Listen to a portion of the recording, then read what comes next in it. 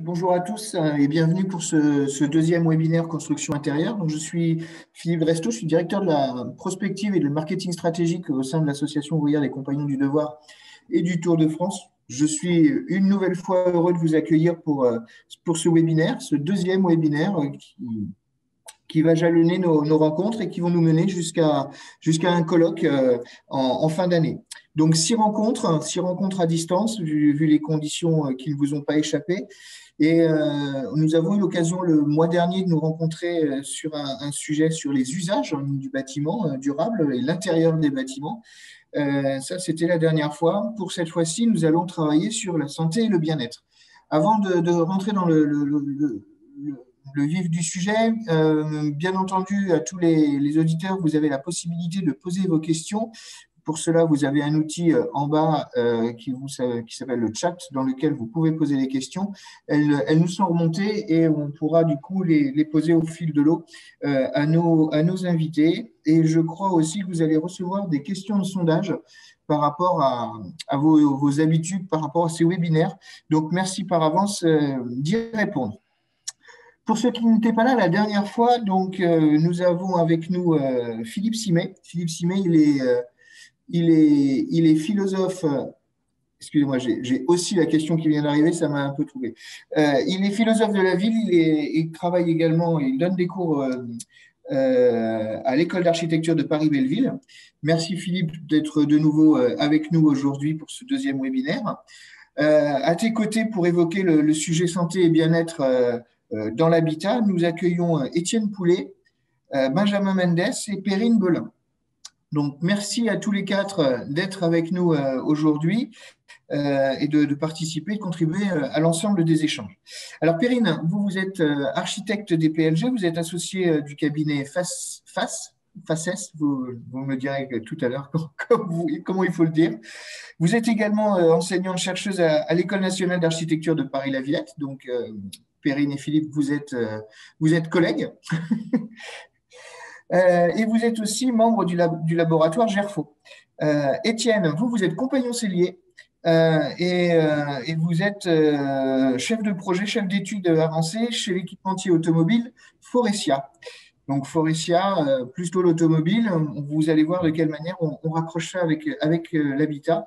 Et enfin, vous, Benjamin, vous êtes compagnon tapissier et vous êtes aujourd'hui à votre compte après avoir eu de nombreux postes dans de grandes entreprises. Donc, Étienne, Benjamin, nous allons commencer nos échanges du jour avec vous par une analyse un petit peu comparée. En effet, quand on a préparé le propos du jour, on s'est un petit peu dit qu'on pouvait faire une analyse comparée entre habitat et habitacle, puisque Faurecia automobile, et donc on s'est dit habitat et habitacle, une belle analyse comparée. Et finalement, en regardant un petit peu la comparaison des deux, quand on joue au jeu des 7 différences, on s'aperçoit que ce ne sont pas forcément des différences ni des dissemblances, mais il y a beaucoup de choses qui rapprochent la santé et le bien-être entre l'habitat et l'habitacle d'une voiture. Et tout d'abord, le premier point qu'on a regardé ensemble, c'est celui des matériaux. Alors, est-ce que vous pouvez nous expliquer un petit peu en quoi les matériaux dans l'habitacle d'une voiture ou dans l'habitat d'un logement et la qualité de ces matériaux employés jouent sur la qualité et la santé et le bien-être de l'usage de ces espaces? Benjamin, Étienne, je vous laisse prendre la parole comme vous le souhaitez.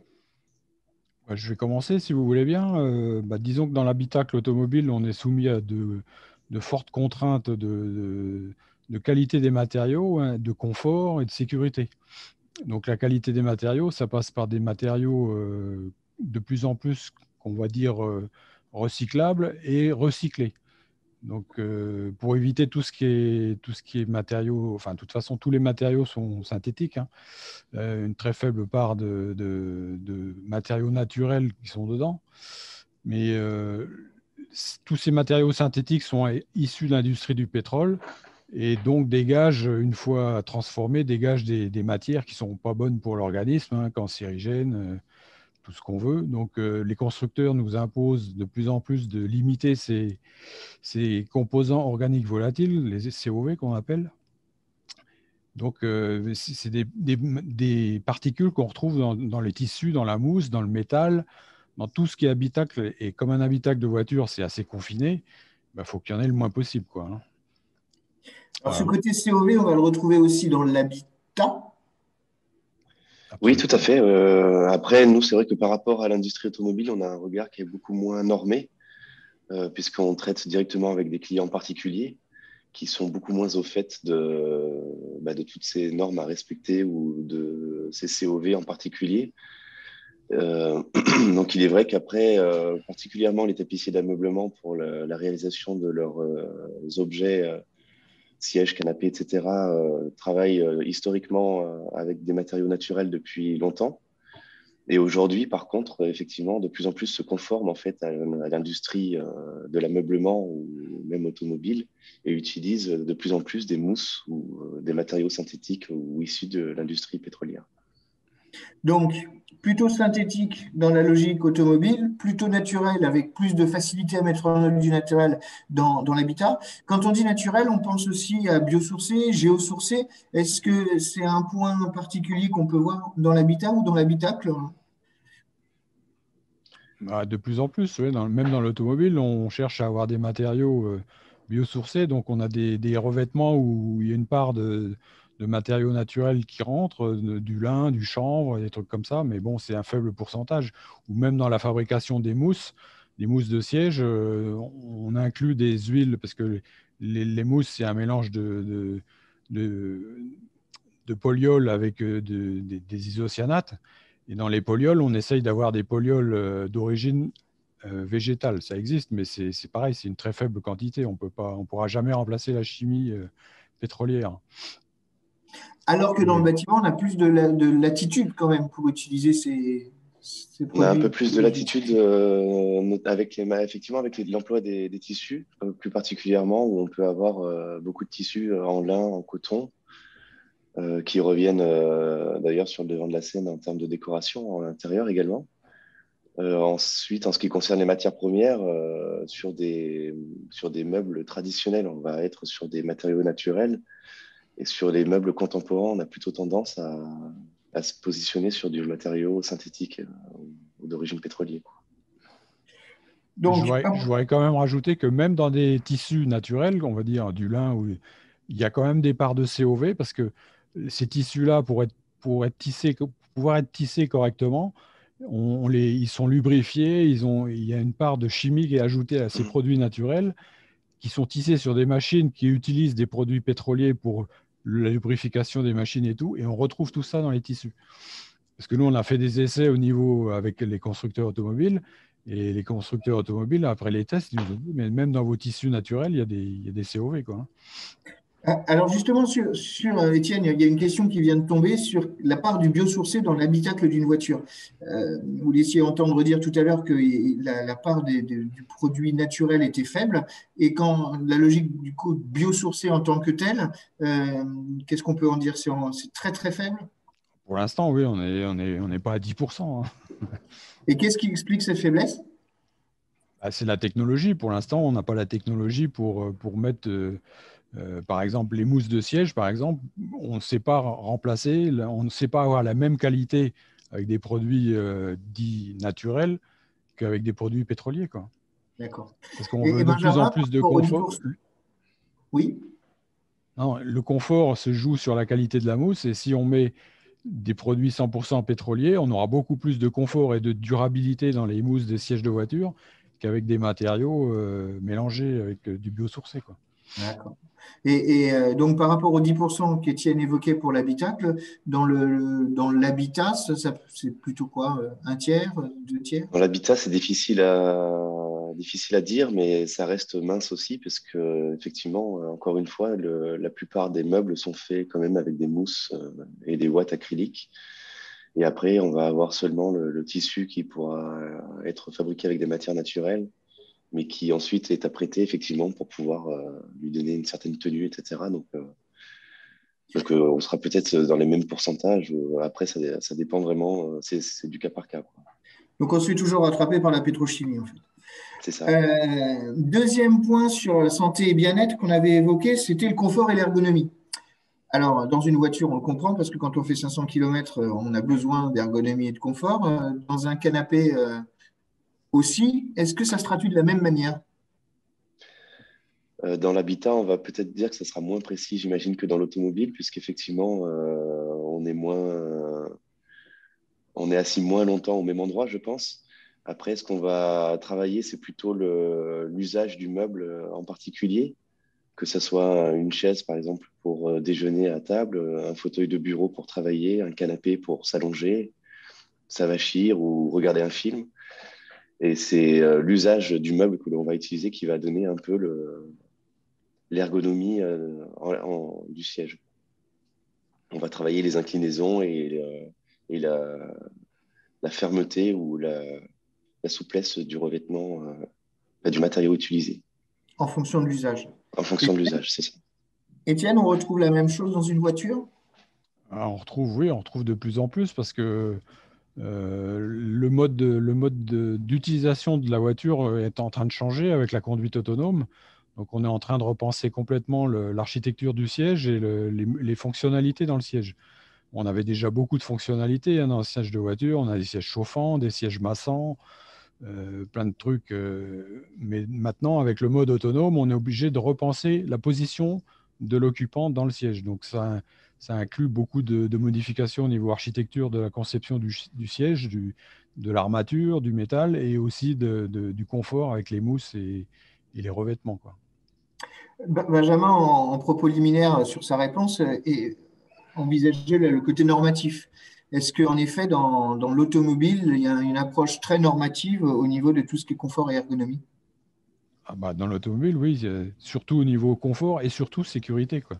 Parce que dans un véhicule, quand on roule à 130 sur l'autoroute, faut un minimum de sécurité en cas de crash. Donc, tout ça, ça rentre en ligne de compte. On ne fait pas ce qu'on veut avec un siège, quoi.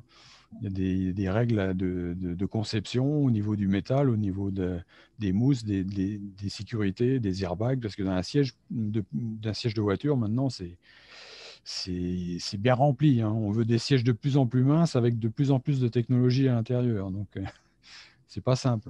En tout cas, dans vos deux propos, on retrouve encore le volet matériaux qui revient. Donc, on l'avait évoqué précédemment, mais il revient également dans le confort et l'ergonomie. Et puis, j'imagine qu'il va revenir aussi sur le troisième point qu'on avait envisagé ensemble, c'est celui de l'esthétique, puisque l'esthétique, quand même, concourt au confort et au bien-être dans l'habitat et dans l'habitacle. Comment vous le prenez en compte, cet esthétisme? Et dans l'habitat, on va être confronté souvent de plus en plus aux demandes, soit des prescripteurs, architectes, décorateurs, designers, sinon des particuliers. Et effectivement, selon la demande, on est plus ou moins libre de pouvoir apporter un confort plus ou moins important sur les sièges que l'on va réaliser. Parce que parfois, on est contraint par des lignes dessinées, des épaisseurs à respecter, ce qui fait qu'effectivement, on ne peut pas apporter autant de rembourrage que souhaité pour apporter du confort. Donc, on est obligé de jouer sur différentes densités de mousse qui vont être appliquées les unes aux autres ensemble. Ensuite, avec des watts et un tissu qui viendra recouvrir l'ensemble. Et ainsi garantir donc l'esthétisme. Étienne, vous le soulignez, dans les fauteuils de voiture aujourd'hui, on les veut toujours plus petits, avec toujours plus de choses dedans. Donc, c'est les Ouais. mêmes techniques qu'évoquait Benjamin à l'instant? Oui, bah, de toute façon, c'est la façon dont on est assis, on sera plus ou moins confortable. Et se rajoute aussi là-dessus le fait que on travaille avec les studios design des constructeurs. Et eux, ils veulent un siège qui est telle gueule dans la voiture et il faut faire avec, quoi. Donc, et l'espace autour du siège est quand même plus petit que un canapé dans un appartement, quoi. C'est Donc, ça. Mais on va il y a bientôt encore pouvoir plus. regarder la télé dans sa voiture. Donc, Oui, de toute il va falloir. façon, mais il y aura quand même moins de place. Étienne, vous évoquiez tout à l'heure la sécurité. Donc, sécurité, ben, c'est aussi un mot qui vient rapidement sur santé bien-être, hein, quand même. C'est un point clé, j'imagine, dans l'automobile. Il est très normé. Comment ça se traduit du point de vue, on va dire, du point de vue réalité, santé, bien-être en tant que tel? La sécurité de l'occupant, c'est surtout au niveau de la construction du siège. des matériaux utilisés, surtout au niveau de la structure, des métaux. Donc, il y a plein de crash tests qui sont réalisés, des simulations sur ordinateur pour voir les points de déformation du métal et comment l'occupant réagit en cas de crash. Et c'est très normé dans l'automobile, même plus que dans l'industrie du On, canapé, je pense. on a une question justement à ce sujet sur notamment la résistance au feu, le retardant au feu, sur ces questions de sécurité. Est-ce que les produits qu'on va utiliser ben, pour l'habitacle ont un impact environnemental fort? Et s'il est négatif, est-ce qu'il existe aujourd'hui des alternatives selon vous? Dans l'automobile, les matériaux en tels quels, ils sont pas inflammables pratiquement. Même la mousse. Par contre, en se consumant, ça dégage des vapeurs toxiques et c'est ça qui est pire que tout, quoi. Mais un Et, matériau tel quel, il va pas prendre feu tout seul, quoi. d'accord. Et pour éviter les rejets lors d'une consommation, ouais, enfin, Combustion? combustion, voilà, combustion, il y a des alternatives aujourd'hui qui existent sur du biosourcé Non, bah pour l'instant, c'est pareil. pour l'instant. Ça reste, c'est avant tout le confort et après, oui, bah, enfin, non, la sécurité avant tout, mais c'est difficile de remplacer, de mixer tout ça pour un siège confortable, beau et et aussi qui brûle pas. Enfin, c'est compliqué tout ça. Même les constructeurs le savent, mais pour l'instant, la technologie, on est limité par la technologie. Donc, en fait, on reboucle quand même régulièrement sur cette question santé-bien-être autour des matériaux qu'on va utiliser. On les évoquait donc en début de webinaire. On a évoqué rapidement leur recyclabilité. Est-ce qu'aujourd'hui, c'est un gage de santé et de bien-être que d'utiliser des matériaux recyclés, selon vous? Dans Je suis pas sûr. l'automobile, c'est surtout une question marketing, je pense. C'est parce que les constructeurs jouent beaucoup là-dessus et Donc, c'est une question d'image. voilà, faut montrer que les matériaux qu'on utilise sont recyclables et qu'on utilise aussi des matériaux recyclés. On le fait de plus en plus, hein. Faut pas non plus dire que c'est que du marketing, mais c'est une technologie qui demande beaucoup de temps et ça se met en place petit à petit, quoi. Donc pour l'automobile, le recyclé et le biosourcé, c'est pas forcément une priorité technologique, mais beaucoup plus une priorité marketing et de communication par rapport à l'image que va donner Les deux, on va dire. les deux. C'est quand même important les constructeurs ont pris conscience qu'il faut arrêter de produire des pièces qu'on ne sait pas recycler. Mais vous le retrouvez dans vos cahiers des charges techniques. Ah oui, oui, oui, bien sûr. Oui. Côté habitat, Benjamin? Côté habitat, c'est un peu, je dirais que c'est un peu la même atmosphère, parce que dans le luxe, on peut être confronté à des demandes de réalisation qui vont être un peu hors normes, souvent, où du coup, ça nécessite beaucoup de matériaux pour fabriquer les sièges ou les canapés, des emballages. Souvent, il y a des envois aussi, parce que ce sont des sièges qui sont envoyés dans des résidences secondaires la plupart du temps. Beaucoup en tout cas, ou des clients qui ont plusieurs résidences. Et c'est vrai que du coup, dans la conception d'un meuble, entre la réalisation avec les matériaux de rembourrage et les matériaux de couverture, ensuite les emballages et les transports, on peut dire que ça génère beaucoup de déchets et qu'aujourd'hui, en tout cas dans le milieu artisanal, le recyclage est très très peu développé, quoi. Et les tapissiers particulièrement sont peu au fait de ce qu'on peut recycler ou pas. Il y en a qui le font parce qu'ils sont confrontés au fait d'amener leurs déchets directement dans des déchetteries. Mais après, certains mettent leurs poubelles dans les poubelles communes et tout est brûlé, quoi. Donc, il n'y a pas de. C'est quand même. Et sur ce côté, donc vous évoquiez la demande du secteur du luxe sur ces matériaux recyclés, biosourcés, on va dire propres d'une manière générale. Cette demande, donc, elle existe dans le luxe. Elle existe aussi d'une manière générale, de manière massive sur le marché. Est-ce que vous diriez que cette demande, elle est marginale ou elle est massive de Je la pense part des clients? il commence à y avoir une conscientisation du fait qu'il faut faire attention effectivement sur le fait d'avoir des meubles qui polluent le moins possible ou qui génèrent le moins possible de COV. Mais mais ça commence tout juste à rentrer dans les consciences comme on aurait pu le faire il y a 20 ans en arrière, par exemple, pour la nourriture biologique, d'origine biologique. Aujourd'hui, ça commence tout juste à rentrer pour l'ameublement, quoi. Et je pense qu'il y a vraiment une grande campagne de sensibilisation à faire au grand public, notamment aussi auprès des industriels de l'ameublement, quoi. Parce que je pense qu'après, en termes d'artisanat, les tapissiers représentent un tout petit pourcentage de la fabrication de meubles. Je rebondis sur l'idée que vous venez de lever par rapport à l'alimentation, et c'est un mot qui était ressorti quand on a préparé notre échange de ce jour, c'est le véganisme. Et aujourd'hui, véganisme, typiquement, que ce soit dans l'habitat ou dans la construction automobile, est-ce que ce sont des choses que vous prenez en compte dans les conceptions que vous allez proposer à vos clients? Dans l'habitat, non, clairement. Bah, disons que de plus en plus dans l'automobile, les gens, enfin, ça vient surtout des États-Unis, hein. Nous, on travaille pas mal avec Tesla. Et Tesla, ils veulent plus de cuir. Alors, ils font du revêtement, c'est du polyuréthane qui ressemble à du cuir. Ils appellent ça du cuir vegan. Ils sont fiers de dire, ouais, on a du cuir vegan. Donc, mais comme Tesla est implanté en Californie, ils ont beaucoup de pression de ce côté-là. Mais de plus en plus, le cuir, on en fait encore énormément, surtout en Europe, mais ça va diminuer sûrement. Ce qu'il faut savoir, c'est que le cuir, en général, de toute façon, provient des animaux qui ont été tués pour la nourriture, en fait. On ne tue pas des vaches pour faire du cuir. Donc, en fait, de toute façon, on est intimement lié à l'alimentation, et tant que la diminution de consommation de viande ne se fera pas, en fait, on pourra toujours produire autant de cuir qu'aujourd'hui.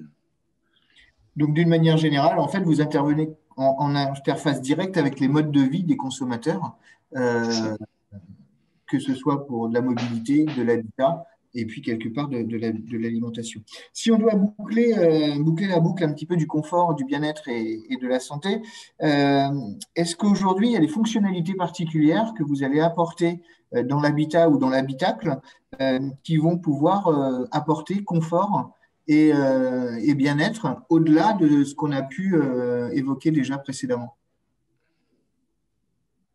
Je pense notamment, vous l'avez évoqué tout à l'heure, Étienne, rapidement, des fonctionnalités particulières du siège qui peut être massant, chauffant, climatisé, ce genre de choses. Est-ce qu'il y a de l'innovation en la matière aujourd'hui sur ces sujets-là? En ce moment, on travaille beaucoup sur la lumière dans l'intérieur du véhicule. Parce les chercheurs se sont rendus compte que la lumière, quand on roule, quand il fait nuit, c'est pas forcément bien. Donc, de plus en plus, on a des fonctionnalités de lumière dans l'habitacle qui sont déstressantes ou des choses comme ça, quoi. Et on aussi, retrouve la même chose dans l'habitat, au niveau de la lumière, du confort Oui, on peut voir effectivement ces mêmes scénarios dans l'habitat. Il y a des scénarios de domotique qui vont être mis en place avec les électriciens ou les domoticiens qui vont mettre un peu en scène les intérieurs selon ce qu'on fait dans la pièce, effectivement, soit si on regarde un film, si on reçoit des amis, si on a envie de plus de lumière ou pas. Mais c'est peut-être moins lié à l'ameublement en particulier. Et alors, du coup, j'ai deux questions et avant de clôturer ce sujet-là avec vous. Une question autour de la démarche HQE dans le bâtiment. Est-ce qu'on estime que c'est une bonne réponse au santé bien-être? Oui, on voit déjà. Alors, c'est-à-dire, est-ce que globalement, de mettre de la norme de la manière dont elle est faite, oui, ça tire la chose dans le bon sens ou ça apporte plus de contraintes finalement pour peu de confort en plus ou de bien-être en plus? pas forcément, oui, effectivement, c'est vrai qu'après, à force de vouloir trop normer, on réduit la marge de manœuvre aussi pour pouvoir apporter du confort et du bien-être. Et souvent, ces normes sont européennes, donc c'est assez global et pas lié à un pays, une culture, un savoir-faire. Et dans cette qualité environnementale, et ce sera le dernier point avant de reboucler avec notre grand témoin que je vois trépigner au vu de tout ce qui se dit, il y a la longévité du produit. Est-ce qu'il y a des normes de longévité de produit dans l'automobile? Est-ce qu'il y a des normes de longévité de produit dans l'habitat? Habitat, non, il n'y en a pas. On sait aujourd'hui, on peut dire que les matériaux naturels, on a l'exemple, par exemple, avec l'écrin végétal, l'écrin animal. On retrouve des garnitures aujourd'hui du XVIIIe siècle, par exemple du XIXe siècle, sur des fauteuils traditionnels qui sont encore en bon état, alors qu'une mousse a plutôt une durée de vie entre 15 et 20 ans, je dirais, en règle générale. Et Étienne, les fauteuils de carrosse aujourd'hui, non C'est une chose, on y pense quand même, parce que les coûts de matières premières issus de l'industrie pétrolière flambent. C'est incroyable comment ça augmente. Et on se demande si on va pas revenir justement à des mélanges comme on faisait il y a une quarantaine d'années, où les sièges étaient en crin végétal vulcanisé, où il y avait pratiquement, enfin, il y avait de la chimie dedans quand même, mais beaucoup moins que ce qu'on a maintenant, et qui était durable en plus, qui tenait bien. Et enfin, il y a une balance à faire avec tout ça, quoi, parce que finalement, la chimie coûte cher maintenant. Mais après, au niveau durée dans le temps, je sais pas sincèrement, je sais pas s'il y a des normes à ce niveau-là pour l'automobile, quoi. Ok. Merci à tous les deux pour cette vision croisée. Je me tourne vers toi, Philippe, maintenant. Quand tu entends tout ce qui vient de se dire, que ce soit sur la mobilité ou que ce soit sur l'habitat, en tant que philosophe de la ville, ça t'inspire quoi, tout ça? Déjà, la première chose, c'est que finalement, habitacle, habitat, mais on pourrait dire aussi habit, tout ça relève en fait de l'espace de l'intime, hein. Et l'habitat comme l'habitacle, c'est une extension du moi, hein. Et d'ailleurs, on le voit bien quand vous touchez à la bagnole de quelqu'un, c'est comme si c'était une atteinte corporelle, hein. Donc, c'est bien voilà, une projection ou une extension du moi. Et ça explique pourquoi il y a aujourd'hui une attention ou une préoccupation accrue sur ces questions de bien-être, mais aussi de santé. Et on l'a dit tout à l'heure, ça passe d'abord par une réflexion sur le matériau, sur les matériaux qui composent notre environnement proche. Et ce qui m'intéresse dans ce que vous avez dit, c'est que on voit bien que ce n'est pas simplement les matériaux avec lesquels je suis en contact, mais c'est aussi la manière dont ils ont été produits.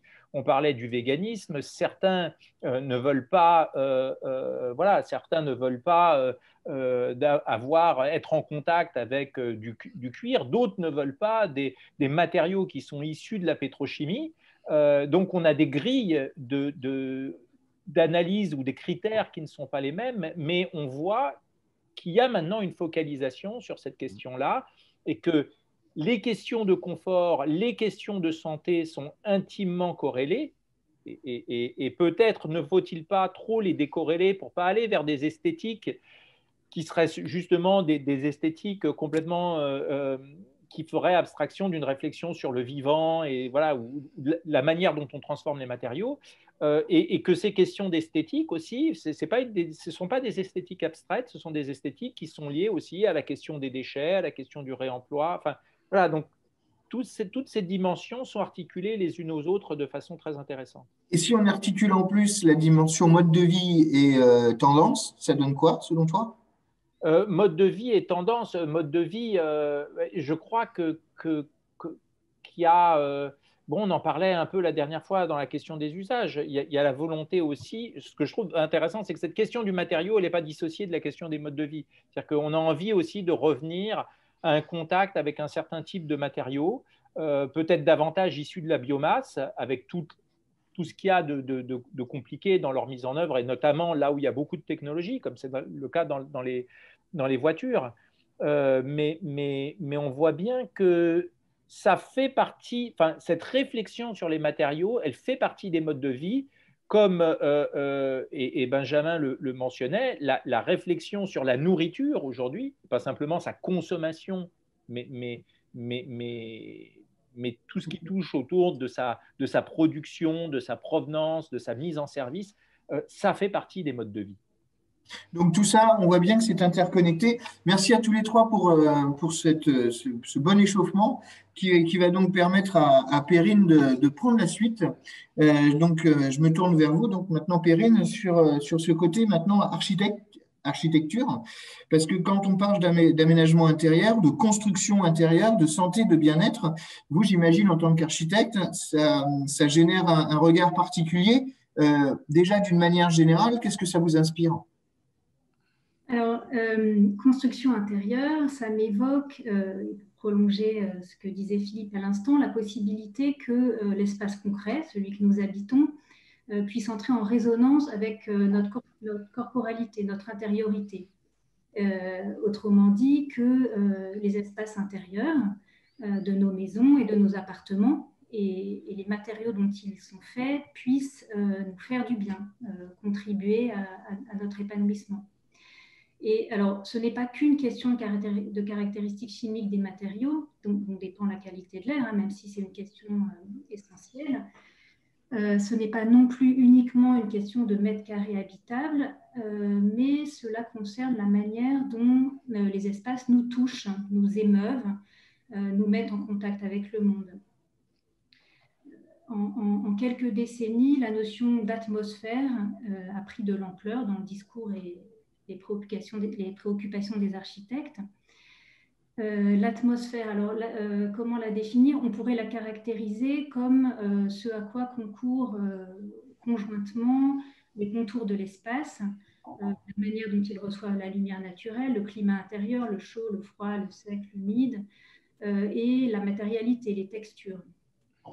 Et donc cette notion d'atmosphère, elle nourrit une pensée des espaces qui prend en compte donc, tous ces éléments et qui prend en compte la manière dont les espaces intérieurs sont perçus et appréciés par ceux qui les habitent. La finalité étant d'offrir des lieux habitables, fonctionnels, lumineux naturellement, mais également propices à la rêverie intérieure, au bien-être et donc à la santé. Et dans cette recherche, le potentiel d'expression et les qualités sensorielles des matériaux bio et géosourcés jouent une place importante car ils touchent en nous quelque chose d'archaïque, au sens de quelque chose d'essentiel. Ils sont identifiables, on les reconnaît, on reconnaît la terre, la pierre, le bois. Ils nous rattachent à notre milieu de vie et même, on pourrait dire, à l'origine de l'acte d'habiter, de s'abriter pour se protéger. Et puis, ils interagissent magnifiquement avec la lumière, ils sont agréables au toucher, ils parviennent par leur qualité hygrothermique et leur qualité olfactive à nous envelopper. Et voilà, et donc, ce sujet qui nous réunit aujourd'hui, il constitue un environnement. Et alors justement, on a une question qui tombe pile au moment où vous envisagiez la finalité en fait de l'habitat. Et la question, c'est est-ce que santé et ou bien-être, est-ce que ce sont finalement des notions actuelles qui arrivent aujourd'hui ou qui finalement ont toujours existé, qui sont intemporelles, qui sont liées à cet habitat au sein même de sa finalité, selon vous? Ah bah, oui, elles sont évidemment intrinsèquement liées à la question de l'habitat, mais c'est vrai que on en parle davantage aujourd'hui parce qu'on a eu tendance à l'oublier et à associer le confort à d'autres éléments, peut-être liés au confort électroménager, etc. Et donc, il y a toujours cette notion de mode de vie en fait qui nous accompagne tout au long. Quand on a préparé votre contribution à ce webinaire, on a évoqué du coup la santé et bien-être à tous les étages et on l'a évoqué surtout sur la pratique professionnelle. C'est-à-dire que, notamment, votre spécialité, vous, c'est l'habitat collectif. Vous avez expliqué cette logique d'atmosphère qui vous tient à cœur sur cet environnement santé-bien-être. Comment, pour un professionnel, vous le traduisez? Vous êtes aussi enseignant-chercheur. Comment ça se traduit concrètement sur la transmission que vous pouvez avoir? Comment on va pouvoir professionnellement traduire cette atmosphère dans l'acte de construire ou de rénover? Oui, alors quand on a discuté pour préparer cet entretien, je vous ai dit, Philippe, que ce qui m'interpellait dans l'intitulé du webinaire d'aujourd'hui, Santé et bien-être à tous les étages, c'était la précision à tous les étages, parce qu'elle évoque le logement collectif. Hein, on sait que l'expression gaz à tous les étages est apparue à la fin du 19e en France, quand le gaz de ville a été mis à la disposition des particuliers dans les immeubles des zones urbaines. Et donc, alors, à tous les étages, santé et bien-être à tous les étages, eh ben, j'aimerais que ça puisse, que c'est une ambition qui puisse conduire l'ensemble des opérations de renouvellement et de construction des logements collectifs des décennies à venir. Parce qu'aujourd'hui, le recours aux matériaux bio et géosourcés relève davantage d'initiatives individuelles. Mais les aspirations se transforment et la nécessaire réduction des consommations matérielles et énergétiques, qui guide aussi l'évolution de la réglementation nationale, suppose le déploiement de l'architecture bas carbone.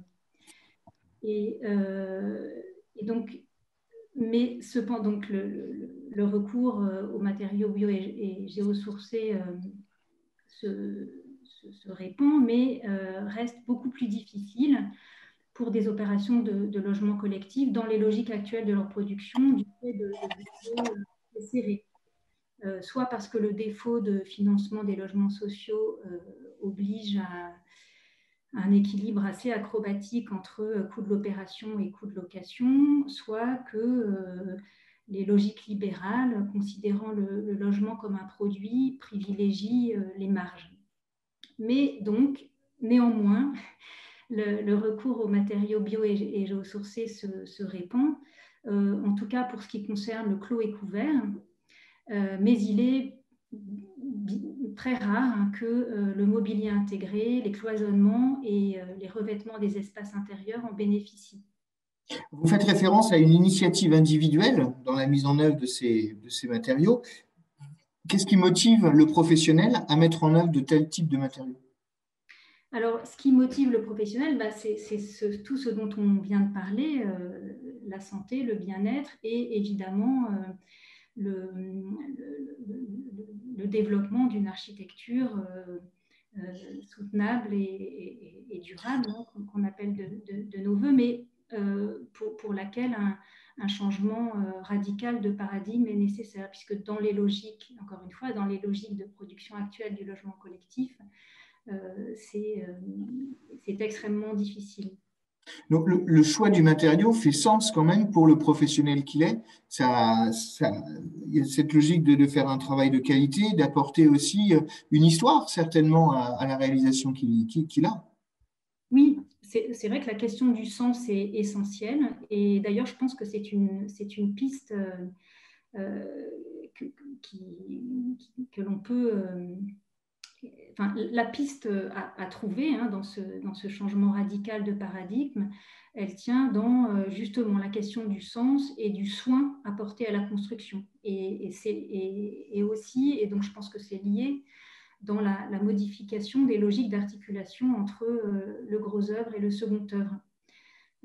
Aujourd'hui, sur les chantiers, on constate qu'une énergie, du temps et donc des moyens considérables sont consacrés à la reprise, à la réparation, à l'habillage d'ouvrages mis en œuvre trop rapidement, que l'on souhaite cacher.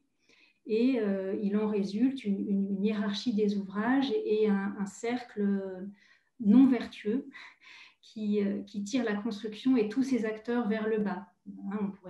Puisque certains ouvrages sont destinés à être couverts, inutile de leur consacrer du temps et du soin. Et donc, le recours massif au second œuvre de rattrapage induit la médiocrité de sa qualité. Et donc, je pense que pour répandre l'utilisation des matériaux bio et géosourcés, pour réduire le volume des matériaux utilisés pour une construction et les déchets générés par le chantier, il faut questionner de manière globale les équilibres, les temps. Il faut chercher à donner du sens aux choix que l'on fait, hein, on en parlait tout à l'heure, et chercher à faire avec soin. voilà, retrouver une culture des savoir-faire, chère aux compagnons, des savoirs bien faire, qui induit nécessairement des logiques plus respectueuses de la matière, de ceux qui la mettent en œuvre et de ceux qui habitent à tous les étages. Alors justement, par rapport à cette culture des savoir-faire, donc le monde professionnel est pleinement impliqué, justement, puisque c'est eux qui portent cette culture des savoir-faire. On est dans un environnement compagnon du devoir. Vous savez que la transmission chez les compagnons du devoir, c'est quelque chose de fondateur. Vous-même, vous encadrez au sein de l'ENSAPV un master sur ces sujets-là. Et moi, j'ai une question qui me vient à l'esprit, c'est comment est-ce que vous transmettez aux étudiants que vous encadrez cette posture, cette résonance, ces questions d'atmosphère, comment vous allez justement porter cette santé et ce bien-être de l'habitat et quels sont les outils pédagogiques que vous allez utiliser pour leur donner corps? Alors, c'est vrai que l'acte de bâtir est en profonde mutation, une mutation rapide. Et dans ce contexte, il me semble primordial que les écoles d'architecture soient envisagées comme un lieu de recherche sur la manière dont ces évolutions peuvent être pensées. Et j'ajouterais que la liberté que nous pouvons prendre dans le cadre pédagogique vis-à-vis des logiques de marché et des logiques normatives, hein, dont on a vu tout à l'heure qu'elles étaient parfois assez contraignantes, nous permettent d'explorer donc plus profondément et donc avec plus de liberté les alternatives. Et donc, dans les écoles, nous faisons en sorte de plus en plus de permettre aux étudiants, futurs architectes, de comprendre l'architecture comme ce qui doit nécessairement prendre en compte l'environnement, les ressources disponibles, les savoir-faire locaux, le climat, etc. Et donc, nous faisons en sorte d'augmenter l'intérêt et l'expertise des étudiants sur la construction, qui en France est traditionnellement laissée aux ingénieurs, et sur le chantier, souvent confisqué par les majors du BTP. Et alors, les outils pédagogiques, pour permettre aux étudiants d'expérimenter l'effet constructif, d'expérimenter la matière solide, nous convoquons des maquettes à grande échelle, en terre, en bois, parfois en plâtre pour figurer la pierre, de découvrir que la matière a une présence dynamique, qu'elle apporte des réponses à interpréter et qui leur permet aussi, puisque donc ces grandes maquettes, ils les soumettent à la lumière, ils peuvent glisser l'œil dedans et donc ces maquettes permettent de préfigurer cette résonance dont je parlais tout à l'heure et donc d'éveiller chez les futurs architectes des émotions et on imagine que ces émotions, elles pourront être transcrites dans leurs futurs projets pour éveiller chez ceux qui les habiteront un sentiment de bien-être. Donc, on est en pleine pédagogie expérimentale quand on fait ce genre de choses. Pour un enseignant-chercheur, j'imagine que c'est une source d'inspiration sans fin. Oui, c'est une pratique qui, dans un aller-retour, nourrit énormément la recherche, la pratique professionnelle, et voilà, et qui leur fait parfaitement écho. Alors, l'inspiration sans fin, ça va très très bien à un philosophe.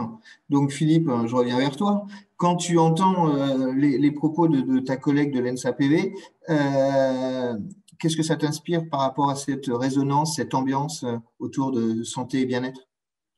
Je souscris pleinement à tout ce qu'a dit Perrine. Je crois qu'on est entré dans un moment où on voit bien qu'on est obligé d'apporter beaucoup plus de soins et d'attention à la construction, à la fois comme objet, mais aussi dans ses modalités de production et de fabrication. Donc, on a beaucoup parlé de bien-être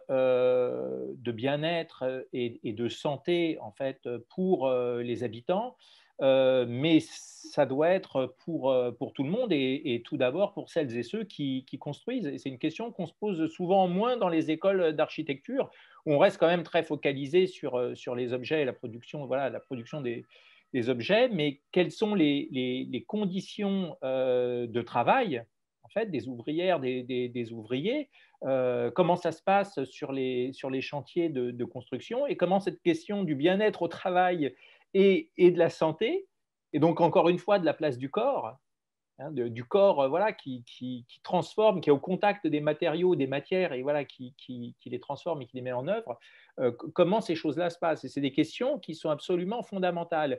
Et quand on commence à se les poser, eh bien, en fait, on est obligé de s'intéresser, comme on l'a dit au début, sur la provenance des matériaux, sur la manière dont ils sont extraits ou dont ils sont collectés ou cueillis. Enfin, voilà, et on raccroche un petit peu tous les wagons. Et je pense on rentre maintenant dans ce moment-là où on voit que finalement l'acte de construire engage toutes ces dimensions. Et donc, voilà, la santé, c'est la santé de tout le monde. Et ce moment du chantier, c'est peut-être le premier temps. Enfin, non, il y a le temps de l'extraction. Hein, parce que si on s'intéressait, voilà, si on corrélait les territoires et qu'on voyait qu'on corrélait les territoires de l'extraction des matières premières, qui sont des territoires souvent dévastés, à la fois socialement et environnementalement, et puis qu'on mettait en face les territoires de la mise en œuvre des matériaux transformés, bon, on aurait sûrement d'autres considérations. Mais voilà, le chantier, pour moi, c'est un des grands moments où cette question du bien-être et de la santé doit se poser.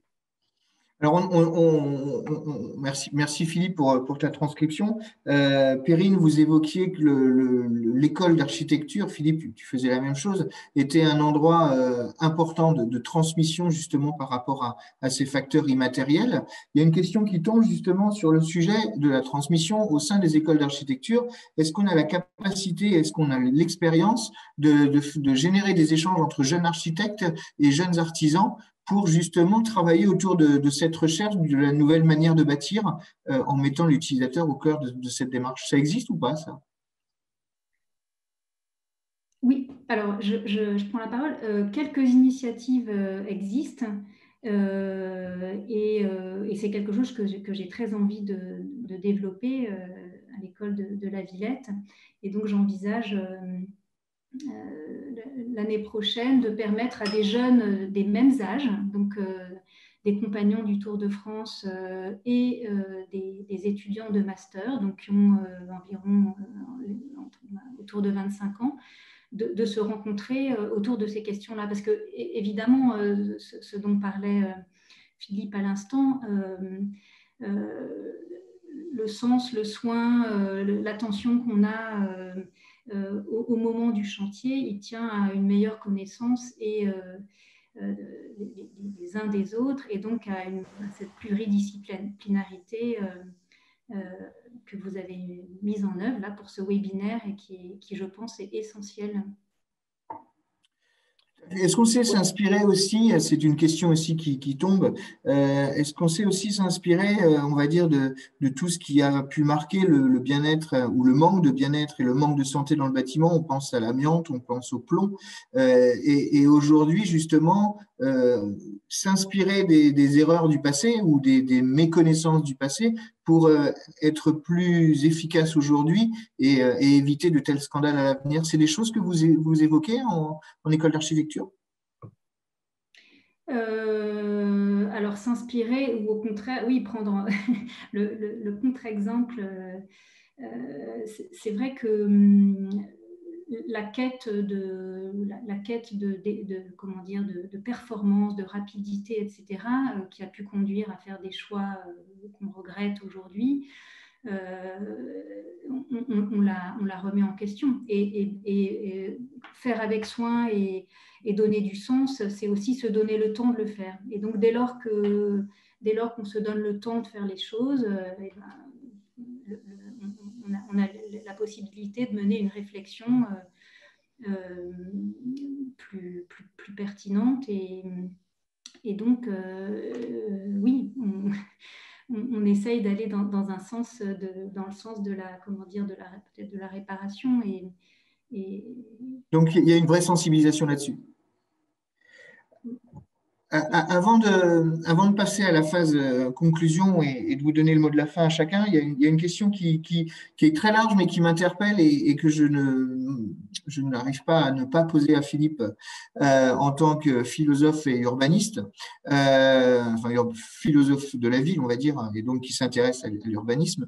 Avec ce qu'on a connu aujourd'hui de la pandémie, des crises sanitaires, où finalement, dès qu'il y avait confinement, les gens fuyaient les villes pour se retrouver à la campagne, est-ce que, selon toi, le bien-être est dans une habitation plus urbaine ou dans une habitation plus rurale? Est-ce que finalement, le mouvement de sortie des villes va s'accentuer et va être généralisé au-delà des crises sanitaires? Exode urbain ou fausse mutation?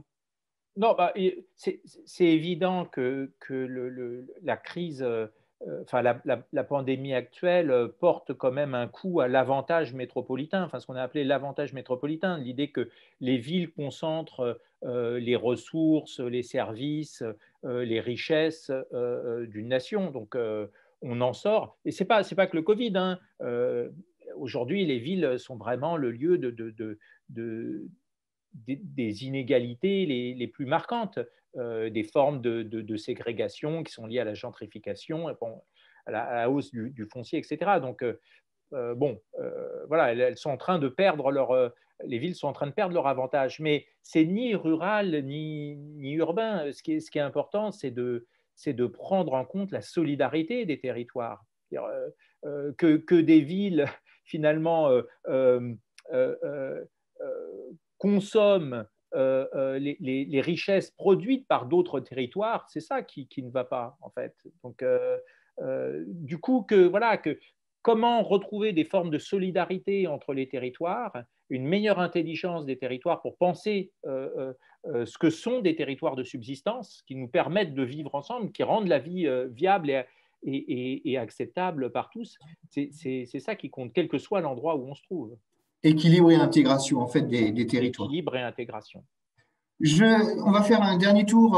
Vous avez 30 secondes. Si vous deviez donner à nos auditeurs l'idée force que vous souhaiteriez qu'ils retiennent de votre propos, Perrine, ce serait quoi? Je reviendrai à vraiment donner du sens et faire avec soin, et donc se donner du temps pour le faire. Penser l'architecture comme ce qui permet aux humains de s'établir, mais aussi de s'épanouir, comme ce qui conjugue le savoir-faire en tant que ce qui honore la matière, et puis la conception en tant que ce qui donne à la matière une expression dynamique. Ça, c'est la spécificité des architectes. Les architectes, oui. Voilà. Merci Perrine. Benjamin, vous, l'idée ou les deux idées qu'il faut retenir de votre intervention? Et comme l'a souligné Perrine, effectivement, c'est vrai que la sensibilisation, je pense, des professionnels architectes décorateurs est importante pour nous parce que ce sont nos principaux interlocuteurs, en fait, aujourd'hui, qui traitent avec les clients directement. Donc, on est intimement liés à leurs demandes, et si eux sont plus au fait des matériaux naturels existants et de l'emploi de ces matériaux, à notre tour, on pourra mieux les utiliser et les mettre en avant dans la fabrication des meubles. Et aussi que les artisans sont tout à fait capables de répondre à la demande des particuliers et pas seulement les industriels. Alors, puisqu'on est sur les industriels, Étienne, vous, quelle serait l'idée ou les deux idées clés qu'on retient du bien-être et de la santé dans l'habitacle? Je pense qu'il faut qu'on en prenne compte de plus en plus et qu'on se protège de plus en plus contre tout ce qui peut nous arriver, quoi, hein, parce que on prend pas soin assez de notre planète. Je suis pas un écolo dans l'âme, mais j'y tiens à ma planète, quoi. Donc, faisons au mieux. Voilà. Philippe, le mot de la fin?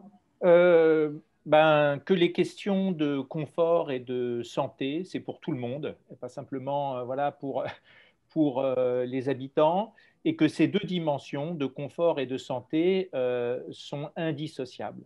Elles sont indissociables parce que sinon, on va décorréler des questions environnementales et des questions sociales. Et ces deux écologies sont liées entre elles, et il faut avoir une approche globale, voilà, de ces questions. Merci à tous les quatre pour vos témoignages. Merci d'avoir contribué. Merci à tous pour votre intérêt et pour ces échanges. Je vous donne rendez-vous pour le prochain webinaire qui aura lieu le 7 mai et qui aura pour thématique le bel ouvrage ou l'art du travail bien fait. On est chez les compagnons. C'est tout un programme, donc vous l'avez compris. Bien entendu, le podcast sera réécoutable prochainement. Vous aurez les liens. Merci à tous pour votre confiance et puis à bientôt. Au revoir. Merci beaucoup. Merci. Au revoir, merci. Merci, au revoir.